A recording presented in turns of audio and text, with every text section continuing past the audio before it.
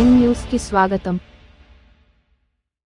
ఈరోజు ఆదోని పట్టణంలో ప్రభుత్వ హాస్పిటల్లో అబ్దుల్ రహమాన్ ఖాద్రి మిగతా పెద్దలందరూ కూడా కలిసి ఇక్కడ పేదల కోసం పళ్ళు బండ్లు కాస్త అన్నదానం చేసే విధంగా ఈ కార్యక్రమాన్ని ఏర్పాటు చేశారు.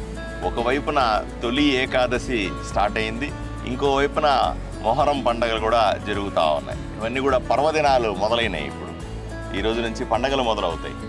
ఈ సందర్భంగా పేదలకు ఏదో చేయాలనే కార్యక్రమంతో ఈ హాస్పిటల్ పెట్టారు. చాలా మంచి కార్యక్రమం ఇది. ఏదైనా సరే ఒక మంచి దినాన్ని దృష్టిలో పెట్టి, మన ఇళ్లలో కూడా మంచి దినాలు ఉంటాయి. మన పుట్టినరోజులు ఉంటాయి, మన బిడ్డల పుట్టినరోజులు ఉంటాయి, తల్లిదండ్రుల పుట్టినరోజులు ఉంటాయి, తల్లిదండ్రుల దినాలు ఉంటాయి, వాళ్ళ స్మారకాలు ఉంటాయి, లేదా మనకు మరో సందర్భం ఉంటుంది. ప్రతి కుటుంబంలో ఒక సందర్భం ఉంటుంది.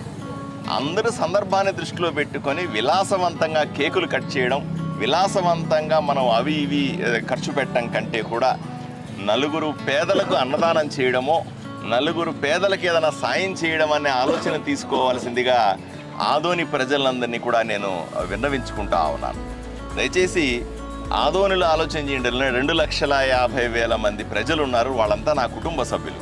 ఆ కుటుంబ సభ్యులకందరికీ నేను రిక్వెస్ట్ చేస్తూ ఉన్నా, అయ్యా మీ ఇళ్లలో ఉన్నటువంటి పుట్టినరోజులైనా ఇంకోటైనా లేదా తల్లిదండ్రులకు సంబంధించినటువంటి జ్ఞాపకాలైనా సరే, ఏ పెద్దలు చిన్నవాళ్ళకి సంబంధించినటువంటి మీ వెడ్డింగ్ యానివర్సరీ వచ్చినా సరే, ఏదైనా సరే ఇక్కడ గవర్నమెంట్ హాస్పిటల్లో కానీ అక్కడ తల్లి పిల్లల హాస్పిటల్ ఉన్నాయి. ఈ 2 హాస్పిటల్లో కూడా పేదల కోసం కాస్త భోజనం పెట్టండి. మీకు తోచింది పెట్టండి. 100 మందికి, మీ శక్తి 50 మందికి ఉంటే 50 మందికి పెట్టండి, 100 మందికి ఉంటే 100 మందికి పెట్టండి. నిజంగా మీకు శక్తి ఎక్కువే ఉంటే 500 మందికి పెట్టండి.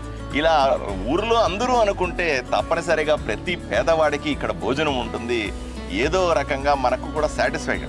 పేదవాడి కళ్ళల్లో ఆనందం చూడడానికి మించి మన పుట్టినరోజులు, మన దినాలు, మన పండగలకు ఇంకా ఏం అర్థం పరమార్థం ఉంటుందో ఒకసారి ఆలోచన చేసుకోవాల్సిన అవసరం ఉందని మిమ్మల్ని రిక్వెస్ట్ చేస్తూ, ఇటువంటి కార్యక్రమానికి వచ్చిన పెద్దలందరికీ కూడా పేరు పేరున ధన్యవాదాలు తెలుపుకుంటా ఉన్నాను.